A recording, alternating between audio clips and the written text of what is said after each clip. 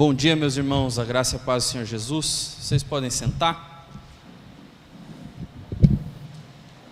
Eu gostaria de convidar os irmãos a abrirem as suas Bíblias no livro de Abacuque. Abacuque, no capítulo 1. Nós vamos dar início hoje nessa série de sermões na profecia do profeta Abacuque. Nós vamos passar aí 5 semanas em Abacuque, desvendando a profecia e compreendendo qual a mensagem do profeta para nós.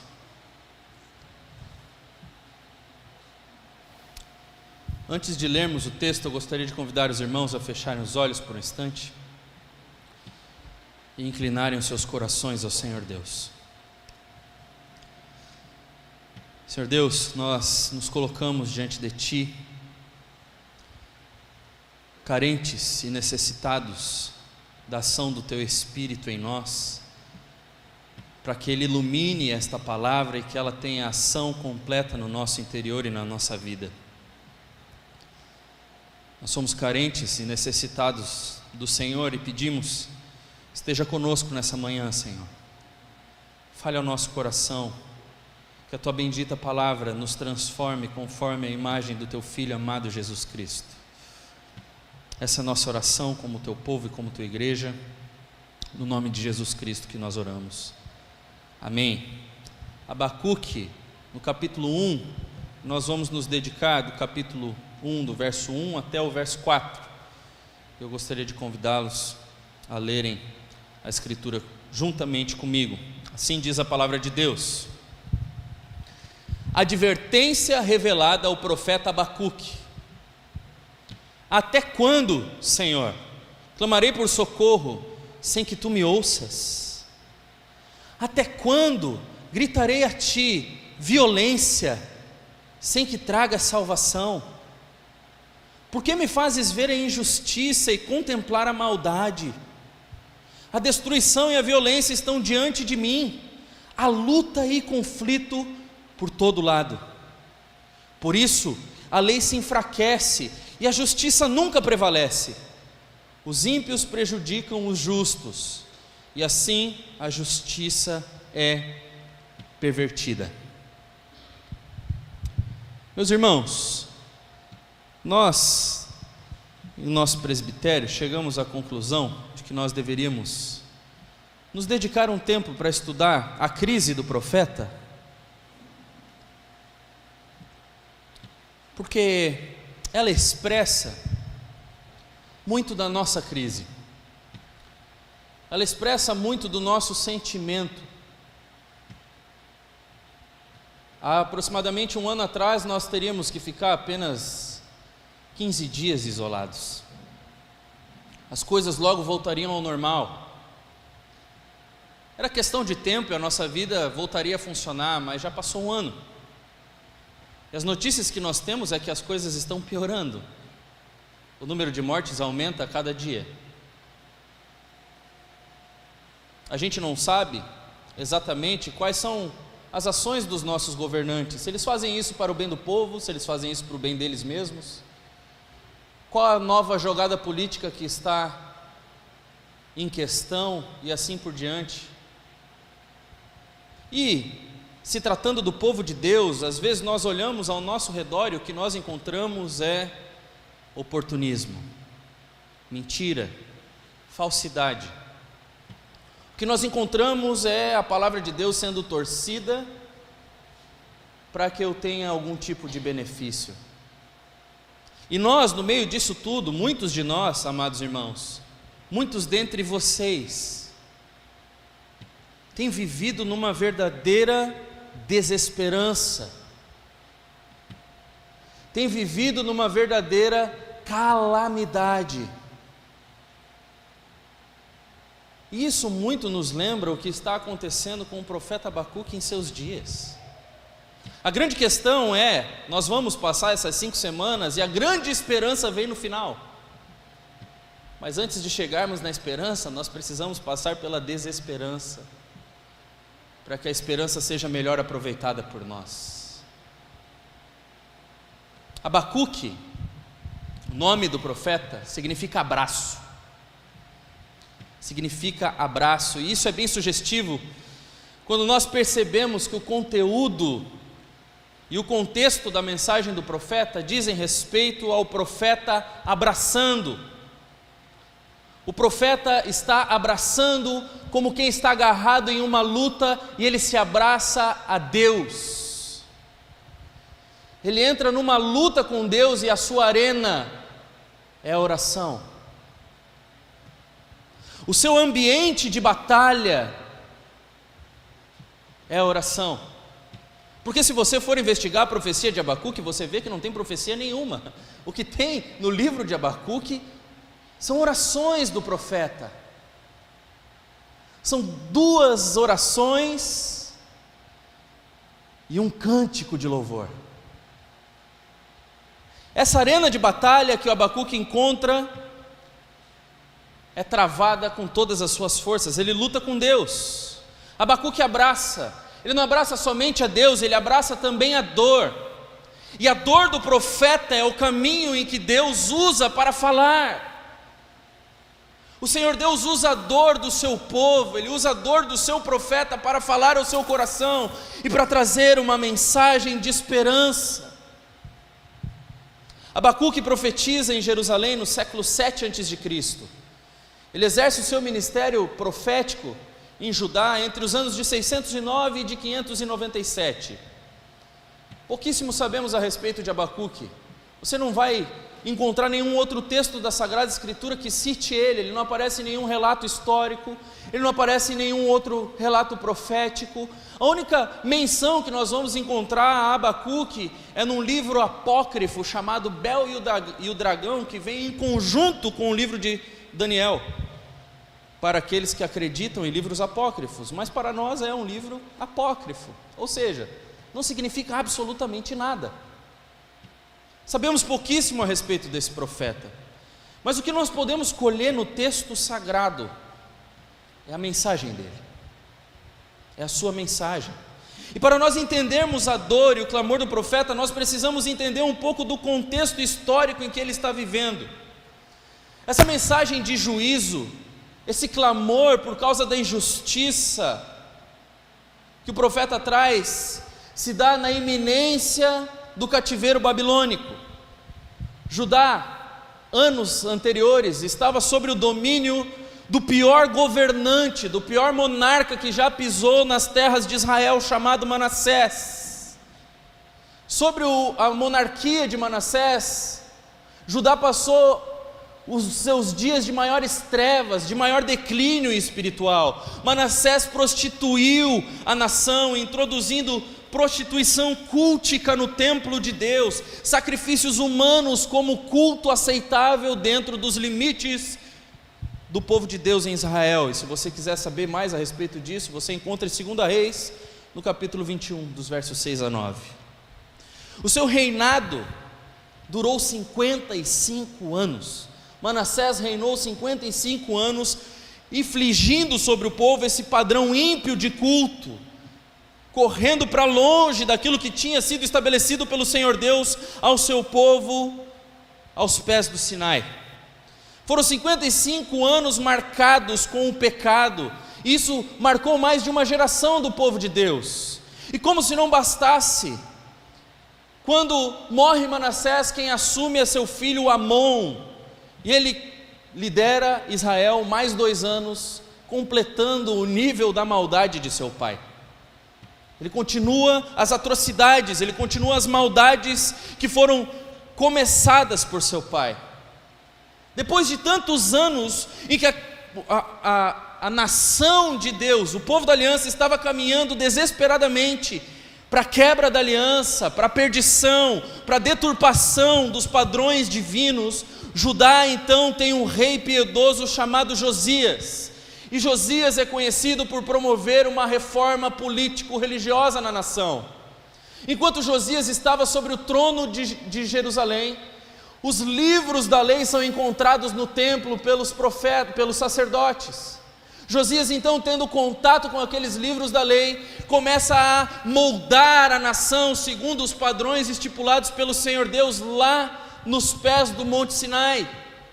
Ele destrói os postes ídolos, ele desarraiga toda a idolatria do meio do povo de Israel. Ele então começa a instituir os caminhos da nação segundo o que o Senhor havia definido para ela, e de uma maneira maravilhosa Israel participa da Páscoa. Muito sugestivo isso, porque a Páscoa era para Israel uma festa distintiva. O povo de Deus celebrava a Páscoa porque eles celebravam o seu êxodo, eles celebravam a sua libertação do cativeiro babilônico, do cativeiro egípcio. Eles celebravam o fato de que Deus com poderosa mão os libertou e os puxou para si, tornando eles rebanho do seu pastoreio. E Josias, quando institui então toda essa reforma espiritual, ao fim desse período de reforma, ele chama todo o povo como numa assembleia solene, e eles participam da Páscoa. Ou seja, eles fazem uma cerimônia de renovação pactual, eles estão relembrando quem eles são. Israel não é aquele povo que deveria se misturar com as nações gentias, eles não deveriam se misturar com as práticas dos caldeus, com as práticas dos assírios, eles não deveriam cultuar os deuses egípcios, não. A grande confissão de fé do povo de Israel está descrita lá em Deuteronômio, no capítulo 6, verso 4, e diz: ouve, ó Israel, o Senhor, o teu Deus, é um. E quando eles se ajuntam para participar da Páscoa do Senhor, então, eles renovam esse pacto que havia sido firmado com eles lá no Sinai. É um grande anúncio de que eles estão voltando para os trilhos. Esses são os anos dourados de Judá depois de tanto tempo de decadência. Meus irmãos, foram muitos anos de decadência. E é nesse contexto do reinado de Josias, onde a nação de Deus tem um reavivamento, em que Abacuque passa os seus dias de juventude. Ele cresce nesse cenário.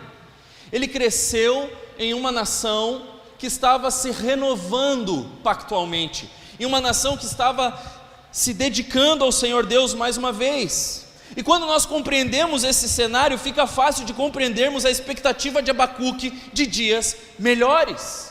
É por isso que quando ele olha para o seu tempo, onde a maldade está se multiplicando, ele olha para o seu tempo, ele diz: até quando, Senhor? Até quando? Por que me fazes ver a injustiça?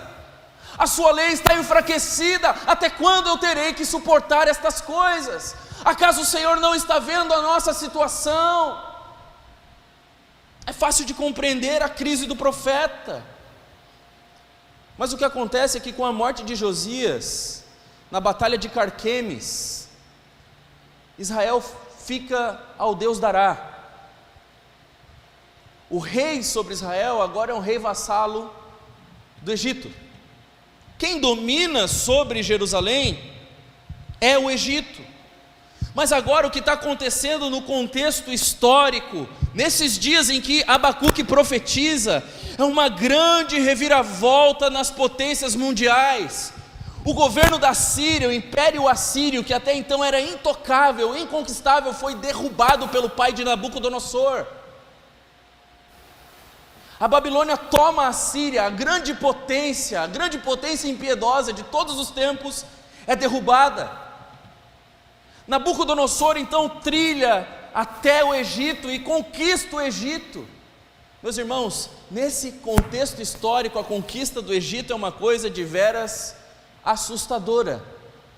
O Egito é a maior nação por muito tempo, e o Egito é derrubado pelos babilônicos. A Babilônia então domina a Síria, depois o Egito, se torna o maior poderio militar dos seus dias, a maldade se multiplica em Judá, o povo se perverte, o juízo se torna iminente, as coisas estão se perdendo, toda a ordem que foi restabelecida pelo rei Josias está caindo em desuso, a lei do Senhor está sendo colocada de lado, não há mais justiça nos tribunais do povo de Deus. O povo de Deus, que deveria ser distinto por causa de uma vida íntima com Deus, agora é conhecido pela sua maldade e injustiça e pelos seus desejos ególatras. É assim que Abacuque se encontra. E é por isso que quando nós vamos para o texto de Abacuque, o que nós encontramos diante de nós é o tipo de um diálogo, é uma oração. Abacuque vai até Deus. Diferente da maior parte dos livros proféticos, Abacuque não se posta a falar com o povo da parte de Deus. Essa era a função do profeta, era falar com o povo da parte de Deus. Se você for encontrar nos livros proféticos do Antigo Testamento, todos eles começam com palavra do Senhor que veio o profeta Amós para o povo de Israel, assim diz o Senhor. Em Abacuque você não encontra isso. Em Abacuque você não encontra isso, porque antes de falar com o povo da parte de Deus, Abacuque vai até Deus clamando por justiça para o remanescente fiel dentro de uma nação que está perdida e infiel. Ele clama ao Senhor por sua justiça, ele pede ao Senhor por seu socorro. Meus amados irmãos, nós precisamos notar que Deus fala em meio ao grito de dor dos seus servos. Deus fala em meio ao grito de dor dos seus servos, e é exatamente isso que nós vemos na revelação de Abacuque. E por mais que a resposta divina não seja exatamente aquilo que Abacuque estava esperando, ao se deparar com a soberania de Deus, o profeta encontra esperança em meio à calamidade.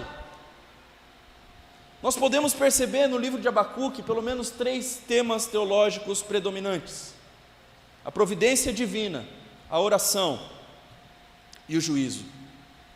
É a providência divina que nos faz perceber em oração que a justiça de Deus se manifesta no eixo da história. Abacuque esperava por uma justiça pontual, mas quando ele se depara com a soberania de Deus e seus atos providenciais, ele percebe que a justiça divina é manifesta no eixo da história e não somente de maneira pontual.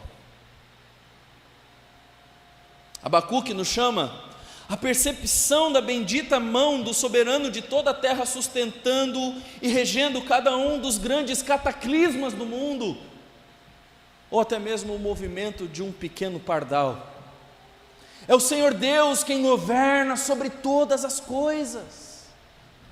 O Salmo 115 nos deixa isso muito claro. Já no verso 1 ele diz: o nosso Deus está nos céus e Ele faz tudo que lhe apraz.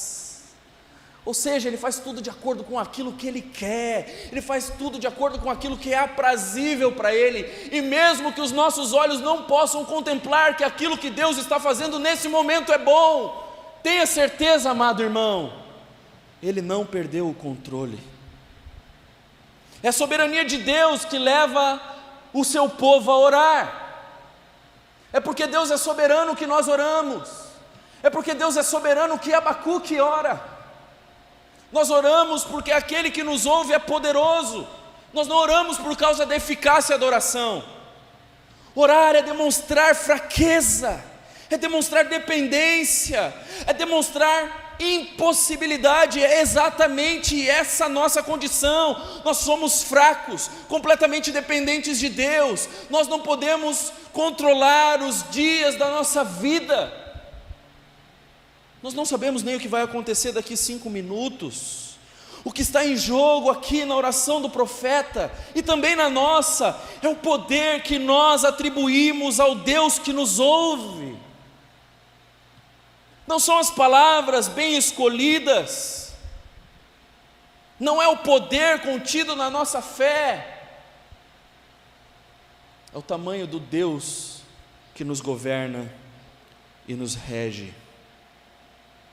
É o tamanho do Deus que nos governa e nos rege. Nós percebemos que a resposta de Deus à oração do profeta não é exatamente a resposta que ele esperava, e nós vamos nos dedicar a essa primeira resposta divina na próxima semana. Mas não é a resposta que ele esperava, mas ainda assim, o profeta vai da dor à esperança, da calamidade à esperança. O juízo divino é o terceiro tema teológico que nós encontramos aqui em Abacuque. A justiça de Deus se revela, como eu já disse, no eixo da história. Vai haver um momento final de juízo, de onde não há escape. Somos tão inquietos, tão imediatistas, somos a geração McDonald's, Burger King, que nós não percebemos que o justo pela fé viverá. O justo pela fé viverá. Ele não vive neste mundo de acordo com as coisas que ele pode ver, de acordo com as coisas que estão acontecendo nesse momento, absolutamente não. O justo de Deus vive pela fé. E nós sabemos que Deus faz diferenciação entre os que são seus e os que não são. Trazer o futuro para o presente faz com que toda a dor do profeta se dissipe. E meus amados irmãos, cada vez que contemplamos o futuro e trazemos ele para a nossa vida presente, a nossa dor também deveria ser amenizada. Nós sabemos que não vivemos pelo aqui e agora. A nossa expectativa como povo de Deus é de uma graça futura, é de uma graça que virá.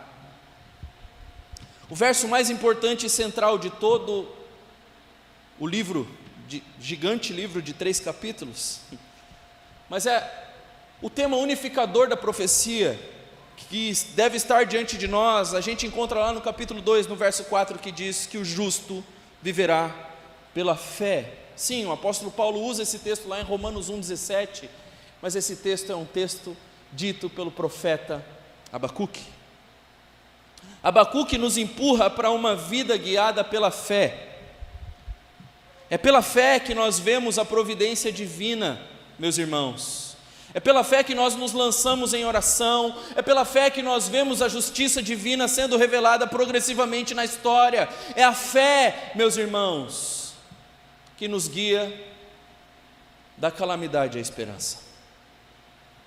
E eu chamaria isso que o Abacuque faz aqui, dos versos 1 a 4, de uma teologia terapêutica. Ela é terapêutica não porque ele senta-se num divã em busca de resolver os seus dilemas interiores, mas porque ele despeja toda a sua dificuldade, a sua desesperança, o seu anseio diante daquele que pode resolver os seus problemas. E por mais que pareça uma oração incrédula, Abacuque confia que aquele que o ouve pode resolver a situação. E por isso, o que Abacuque faz aqui é uma teologia terapêutica, porque ele vai encontrar solução naquele que pode todas as coisas. O texto diz no versículo 1, que é uma advertência revelada ao profeta Abacuque. Ou seja, esse termo advertência pode ser melhor entendido por nós como peso, fardo. É um fardo que foi revelado ao profeta. É um peso que esse profeta vai ter que lidar daqui diante. O que Deus revela ao profeta nessas linhas, que se seguirão na próxima semana e na outra, são de fato pesadas, mas por fim conduzem ao mais pleno louvor.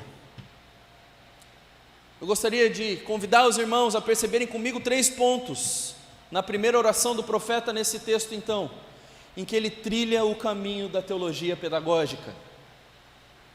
Nós encontramos o primeiro ponto, na sua primeira expressão no verso 2, que diz assim: até quando, Senhor, eu clamarei por socorro sem que Tu me ouças? O primeiro requerimento, a primeira reclamação do profeta é essa: até quando, Senhor? O profeta que tinha visto os melhores dias de Judá depois da divisão do reino, não suporta mais o estado decadente em que o povo se encontra. A expressão que o profeta utiliza aqui, até quando, nos deixa claro que o profeta já tinha investido bastante tempo em súplicas a Deus por algum tipo de intervenção. Não foi uma questão pontual. Não é de agora que o profeta está clamando pela libertação do pecado. Não é de agora que o profeta clama por justiça de Deus sobre aqueles que deveriam viver como seu povo. O profeta clama a Deus para que o Senhor intervenha no seu povo, no povo de Deus que vive de maneira injusta. E o profeta bem sabia que expressar-se por meio da dor e da angústia não era uma particularidade dele. Como um profundo conhecedor da lei, o profeta bem sabe que já houveram outros na história que fizeram a mesma coisa. Esta frase, até quando? Essa expressão de dor, essa expressão de sofrimento, essa expressão de surpresa diante do silêncio divino, é repetido no Saltério mais de 9 vezes.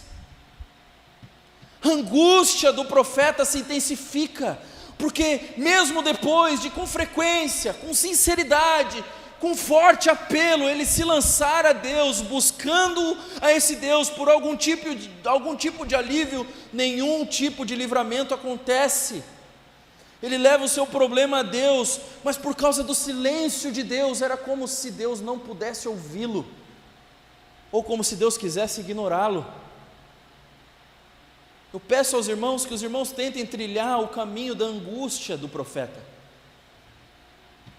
Tentem entrar na mente do profeta, tentem perceber a dor que ele estava passando, e talvez não seja muito diferente da dor que você passa. Até quando, Senhor? Até quando essa incerteza? Até quando, Senhor? Até quando eu vou ver milhares e milhares de pessoas morrendo? Até quando, Senhor, eu vou viver com medo enclausurado? Até quando a depressão vai tomar conta de mim? Até quando eu terei que lutar contra sentimentos que me levam às trevas? Até quando? Por que te demoras em me ouvir, Senhor? Por que te demoras a vir ao meu encontro? Até quando? Essa é a oração do profeta. O conhecimento que o profeta tem de Deus, como justo, como reto, não se encaixa com a sua experiência atual de Deus. Ele não consegue perceber como que esse Deus justo, que esse Deus reto, permite que a nação dele mesmo viva em tamanha decadência. Ele não consegue compreender como Deus pode permitir que a situação decadente do seu povo continue por ainda mais tempo, continue a perpetuar. O profeta está lidando com um problema real aqui. Não está lidando com um tipo de problema simples. Veja o que ele diz: até quando gritarei a ti violência, sem que traga salvação? Para nós entendermos a seriedade desse problema, nós precisamos perceber que a palavra violência, Hamas, aparece 6 vezes no livro de Abacuque. Abacuque tem 3 capítulos, meus irmãos. Só tem 2 livros na Bíblia em que a palavra violência aparece mais. Salmos, que tem 150 capítulos, aparece 14 vezes. E Provérbios, que tem 31 capítulos, aparece 7 vezes. E o terceiro livro onde a palavra violência mais aparece em toda a Escritura é Abacuque, que tem 3 capítulos e aparece 6 vezes. Ele está lidando com um problema real. Não é uma oração melancólica de alguém que perdeu a namorada, de alguém que tirou nota baixa na faculdade, não. É uma oração de desespero, é um pedido de ajuda, é um pedido de socorro. A violência está diante dele todo o tempo, e ele não consegue contemplar a salvação. Até quando, Senhor, eu gritarei violência a ti, sem que haja salvação? Essa é a oração do profeta. A situação de Abacuque nos leva a uma pergunta, e é a pergunta que nós trabalharemos para responder ao longo dessas 5 semanas, começando por hoje. Como ter esperança em meio ao tempo de calamidade, se parece que Deus não se importa? Como, meus irmãos, permanecer em fé? Como permanecer inabalável? Como permanecer crendo que Deus não perdeu o controle de toda a situação, quando a única imagem que nós temos diante de nós é a imagem da destruição, da calamidade, da perdição? Como? As palavras que o profeta utiliza aqui fazem eco à angústia e à perversão encontrada na terra nos dias do dilúvio. Eu quero lembrar vocês o que aconteceu nos dias do dilúvio. todo mundo foi submerso em água, o mundo foi julgado por Deus. Disse em Gênesis 6 que naqueles dias, nos dias de Noé, a terra estava cheia de violência. Gênesis 6:11. Ou seja, a questão é muito séria. As coisas ainda vão ficando mais complicadas quando nós temos o entendimento de que o profeta está agindo aqui como uma espécie de mediador. Ele está indo a Deus, clamando a Deus por uma pequena porção do povo que não se corrompeu. Ou seja, os injustos tomam conta, mas Senhor, existe um remanescente aqui. Nós não podemos ser esquecidos, nós não podemos ser colocados de lado. Haja, Senhor, faça alguma coisa. Abacuque se coloca diante de Deus em favor de um povo que está sendo oprimido. Isso leva Abacuque a fazer a sua segunda grande reclamação, ou seu segundo grande clamor diante de Deus, é o segundo ponto da sua pequena oração. Ele diz: por que me fazes ver a injustiça, no verso 3, e contemplar a maldade? A destruição e a violência estão diante de mim, a luta e conflito por todos os lados. A severidade do estado do povo da aliança, meus amados irmãos, é expressa pelo profeta: injustiça e maldade, destruição e violência, luta e litígio, confusão, conflito, como você preferir. E para nós conseguirmos entender um pouco a profunda dor que contém a oração do profeta, nós precisamos ler esse texto com a mente de um fiel, piedoso, filho de Deus daqueles dias. Por ter vivido parte da sua juventude sob o reinado de Josias, a geração de Abacuque estava profundamente familiarizada com a lei. Eles conheciam a lei do Senhor. Era dever em Israel que os pais ensinassem os seus filhos na lei. Se você lembra bem o que diz o texto de Deuteronômio no capítulo 6, dos versos 4 até o verso 9, você vai perceber que era dever dos pais ensinar aos filhos uma sólida confissão de fé, como eu já citei anteriormente. Ouve, ó Israel, o Senhor, o nosso Deus, é um. E a continuidade do texto nos diz que os pais deveriam ensinar os seus filhos o seguinte: fale acerca dessa lei, no caminho, ao deitar, ao levantar, escreva nos batentes da porta, escreva no seu portão, ate-as ao seu braço, e se possível, escreva diante dos seus olhos. A lei deveria reger a nação, deveria reger a educação dos pais com seus filhos, deveria ser o fundamento sobre o qual o povo de Deus cresceria. Eles cresceram estudando a lei, eles cresceram estudando as Escrituras. Abacuque era um profundo conhecedor das Escrituras e ele cresceu conhecendo as Escrituras. Escrituras essas que falavam a respeito de um Deus justo, reto, poderoso e que não pode lidar com o mal. Escrituras essas que contavam a respeito do Deus que saca Abraão do meio de Ur dos Caldeus e faz de Abraão um homem idoso e Sarai, sua mulher, uma mulher estéril, pais de uma multidão incontável, os pais da fé. Eles leem sobre como vem Isaac e como Deus poupou Isaac. Eles sabem da luta que Jacó teve com Deus. Eles sabem, amados irmãos, dos 400 anos de cativeiro no Egito. Eles sabem que Deus os libertou com poderosa mão do Egito e os guiou sobre coluna de fogo durante a noite, com nuvens durante o dia no deserto. Eles sabem que o Senhor rachou o Mar Vermelho. Eles sabem que o Senhor parou as águas do Jordão. Eles sabem que o Senhor derrubou todas as muralhas de Jericó. Eles sabem que o Senhor deu a terra de Canaã com inimigos muito mais fortes, com nações muito mais perigosas, para uma nação pequena como Israel. Eles sabem de todas essas coisas. Eles sabem que Deus proveu libertação por meio dos seus juízes. Abacuque sabe que Deus colocou no trono um rei segundo o seu coração, chamado Davi, e prometeu para este rei que o trono nunca se apartaria da sua descendência. Abacuque sabe de todas essas coisas. Ele sabe de todas essas coisas. Para vocês terem ideia, o reino de Israel sob o domínio de Davi, era 5 vezes o tamanho de Israel hoje. Israel dominava Líbano, partes da Síria, até do Egito, mais abaixo, ao sul. Ou seja, Abacuque sabia de todas essas coisas.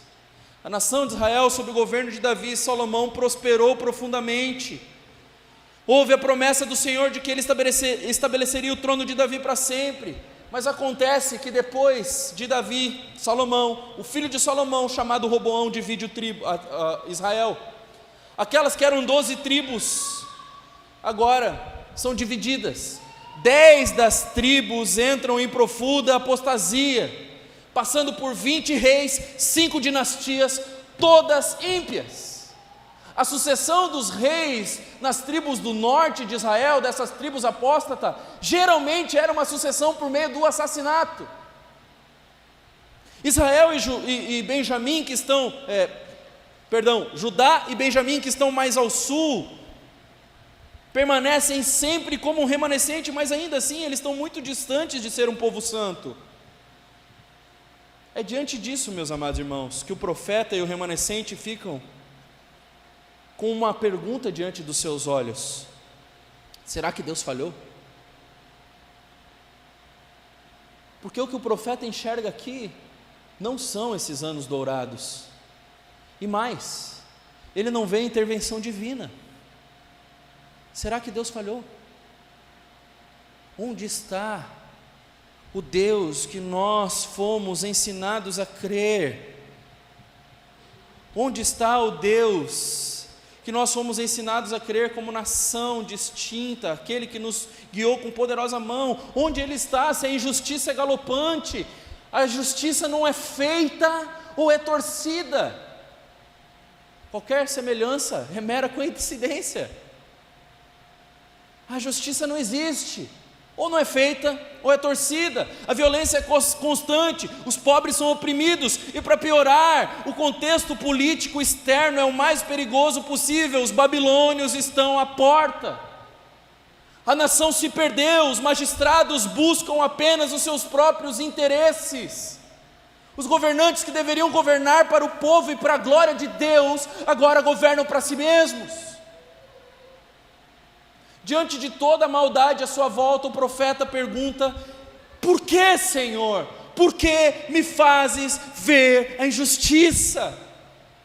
Por que eu tenho que contemplar a maldade? A destruição está à minha volta, a violência está à minha volta. Só tem luta, só tem conflito, só tem litígio. Em outras palavras, o profeta pergunta a Deus: por que tu não me esquece? Por que tu não me deixa em paz? Por que você não me deixa quieto? Amados irmãos, o caminho do agir de Deus na história passa muitas vezes na Escritura por meio de uma incomodação profunda do nosso coração. Aquilo que te faz sofrer, aquilo que por vezes te castiga, te causa indignação, te causa revolta, até mesmo as suas lutas contra o seu pecado, ou a revolta com a maldade imperante no mundo, a injustiça no seu país. Muitas vezes essas são as circunstâncias causadas por Deus para que nós, o seu povo, entremos em alinhamento com Ele para sermos úteis para o seu reino. Deus utiliza o caminho da dor e do sofrimento para despertar um povo surdo. Como bem disse C.S. Lewis, o sofrimento é o megafone de Deus para um mundo adormecido. E é diante disso que nós estamos. Assim como o profeta Abacuque, o megafone de Deus tem gritado diante de nós. Ele soa sobre nós o tempo inteiro. Destruição, violência, luta, conflito. As palavras escolhidas pelo profeta são uma linguagem comum no sistema jurídico de Israel. Ele olha ao seu redor, ele não vê saída, ele está perdido, ao ponto de lançar a sua terceira queixa, no verso 4, ele diz assim: por isso A lei se enfraquece, porque o Senhor não nos ouve, porque o Senhor não tem agido para impedir a injustiça. Por isso, a lei se enfraquece e a justiça nunca prevalece. Os ímpios prejudicam os justos, e assim a justiça é pervertida. A declaração de Abacuque aqui é muito forte. Em suas palavras, a situação do povo da aliança é de tamanha decadência que a lei de Deus se afrouxou. É isso que ele está querendo dizer. Abacuque não está falando apenas de uma lei civil em descompasso. Lei para o povo de Deus envolve toda a palavra de Deus. Em outras palavras, era como se Abacuque estivesse diante de Deus dizendo que por causa da perversão e da falta de intervenção divina, o povo estava vivendo como se a verdade bíblica não fosse efetiva, como se a lei de Deus não servisse para nada. Meus irmãos, até mesmo a melhor lei do mundo de nada se aproveita se os seus estatutos não são mantidos.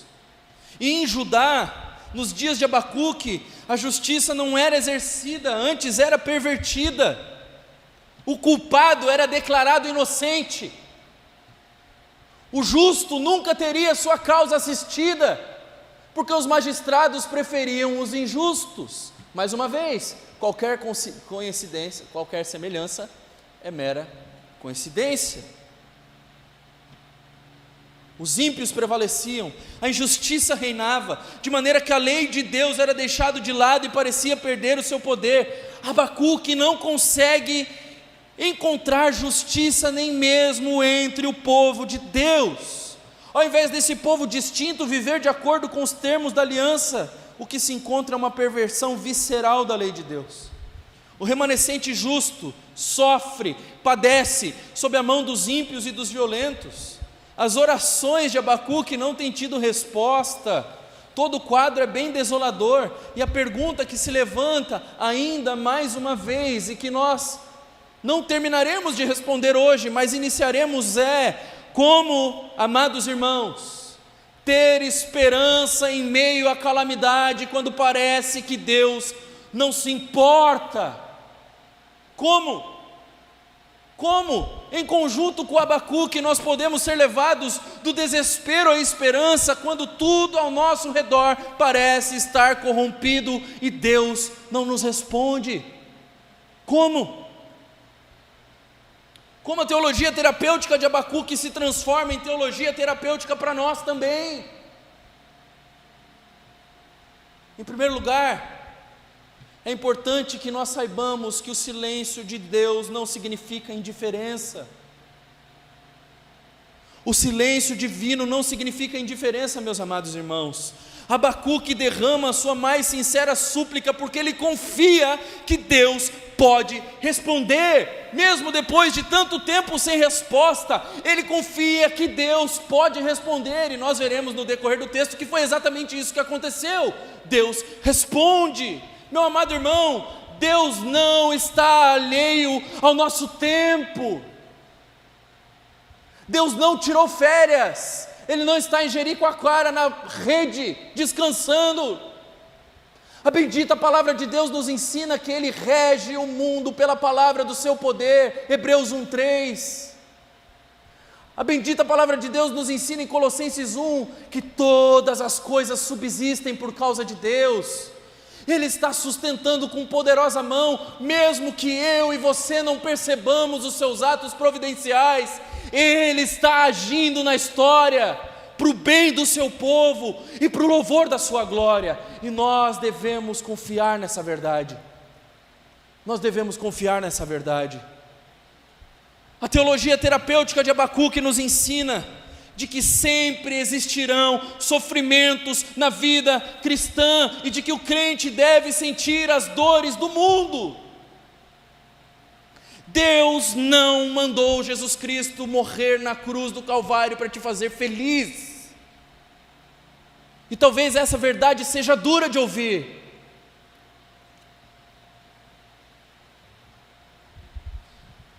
Não espere felicidade terrena.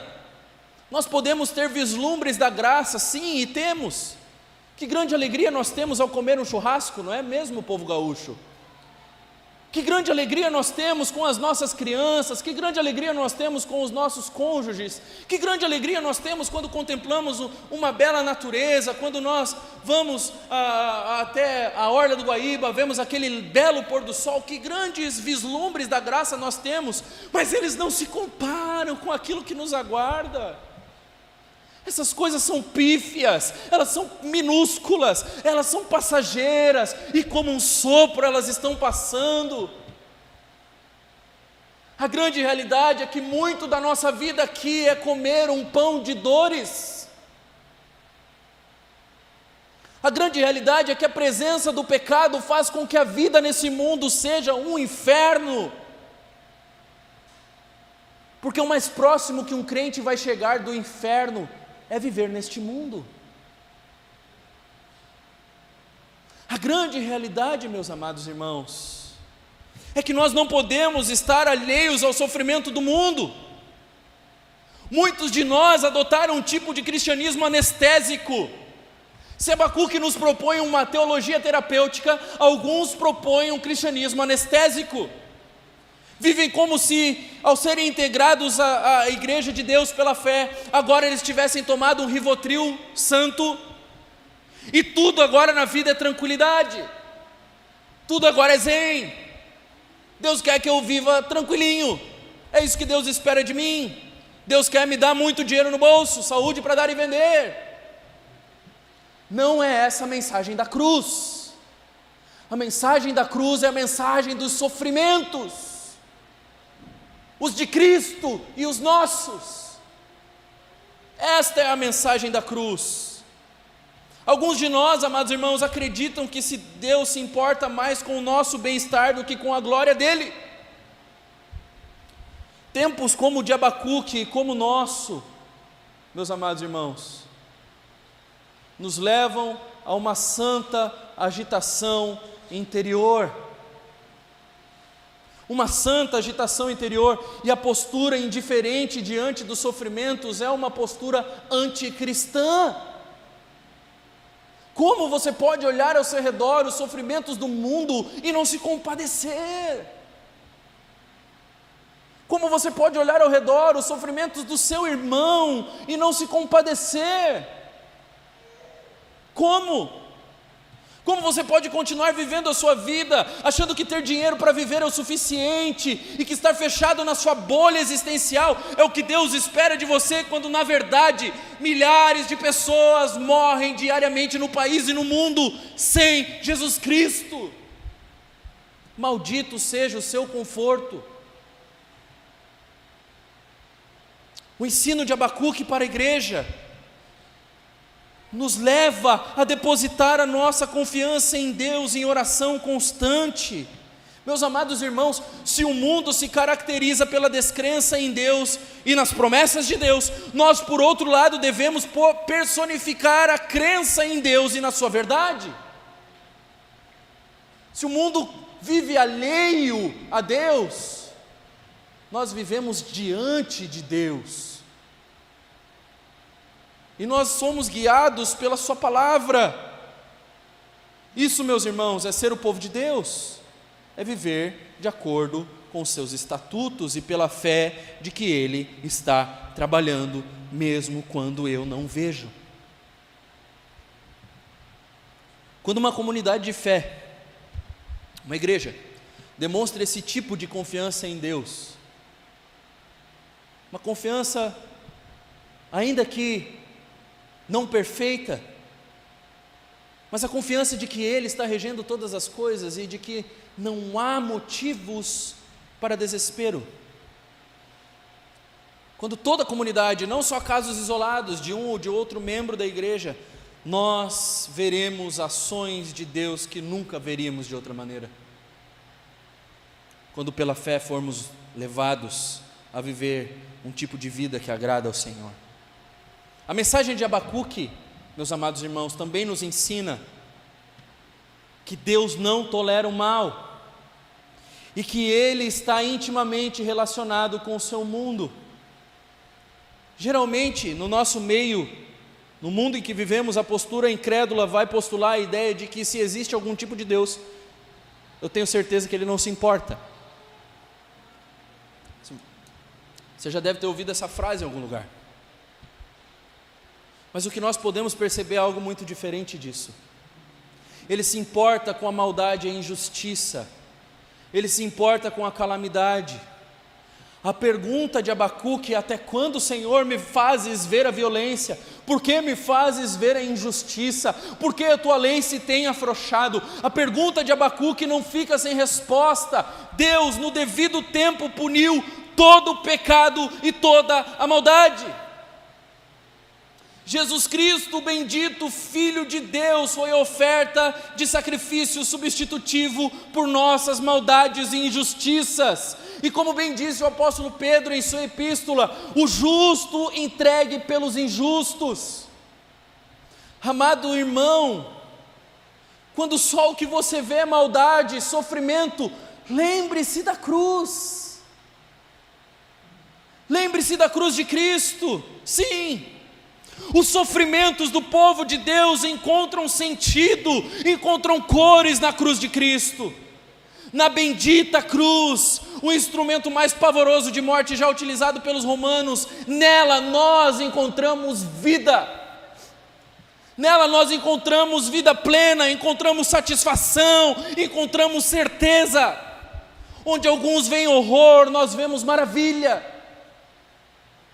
Em seus sofrimentos, diante da maldade galopante, olhe, meu amado irmão, para o bendito Filho de Deus. E ainda mais, quando os reinos deste mundo lutam para destruir a Deus e o seu ungido, olhe para o Cristo ressurreto. Ele vive e reina, está à direita da majestade nas alturas. Nós não cremos em um Cristo que esteve vivo, mas está morto. Nós cremos num Cristo que esteve morto, mas vive. É neste Cristo que nós cremos. Vejam, amados irmãos, o nosso bendito Senhor está retornando vitoriosa e gloriosamente. Os reinos da terra, os malfeitores, as dores, as depressões, as pandemias, as misérias, as injustiças, todas essas coisas estão passando e o desejado das nações está próximo. Ele está próximo e diante dele todo joelho se dobrará. Diante da sua majestade toda maldade foge. Ele exterminará finalmente todo mal, amado irmão. O bendito dia está chegando. Traga o futuro para o presente. Mantenha os seus olhos fixos no Redentor. Olhe para Cristo. É impossível manter os olhos fixos no nosso bendito Redentor e desanimar. É impossível manter os olhos fixados no bendito Cordeiro de Deus que tira o pecado do mundo e perder as esperanças. A esperança para esse tempo não é política, não é psiquiátrica, não é a vacina, não é o diazepam que o teu psiquiatra vai te receitar. A esperança que emerge em dias de calamidade como os de Abacuque, como os nossos, é de que Deus, em Cristo Jesus, pelo poder do seu Espírito, está formando um povo para si, que habitará com Ele eternamente. E lá todas as lágrimas dos nossos olhos serão enxutas. Essa é a certeza que faz com que a esperança surja no dia da calamidade. Então, amado irmão, eu convido você a caminhar comigo e com Abacuque na trilha da teologia terapêutica, que por mais que o que você tenha diante de você seja desesperança e você esteja atônito, repousa na certeza de que Deus age na história e de que Ele há de responder a sua oração. Feche seus olhos por um instante.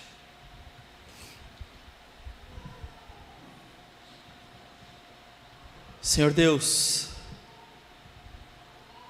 nós somos o Teu povo distinto.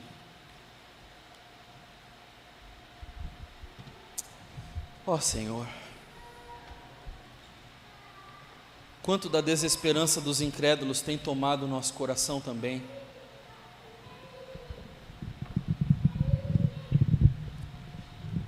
Nos ajude a uma fé inabalável, Senhor. Nos ajude por meio do Teu Espírito a manter os nossos olhos fixos em Jesus, o nosso autor e consumador de fé. Nos faça lembrar, Senhor, que graças à Tua entranhável misericórdia, o sol da justiça raiou. Nos faz lembrar, Senhor, os Teus atos redentores. Nos faz lembrar, Senhor, que o Senhor nos concedeu um Consolador, e que este bendito Consolador habita em meio ao Seu povo. Nos traga consolo por meio dele, Senhor. Aqueles irmãos que têm vivido dias de trevas, que eles encontrem, Senhor, um feixe de luz em meio à calamidade existencial. Que nós lembremos, Senhor, que os fundamentos dessa terra serão abalados, mas que nós temos uma certeza do amor inabalável do Senhor sobre nós. Nos lembre dessas verdades.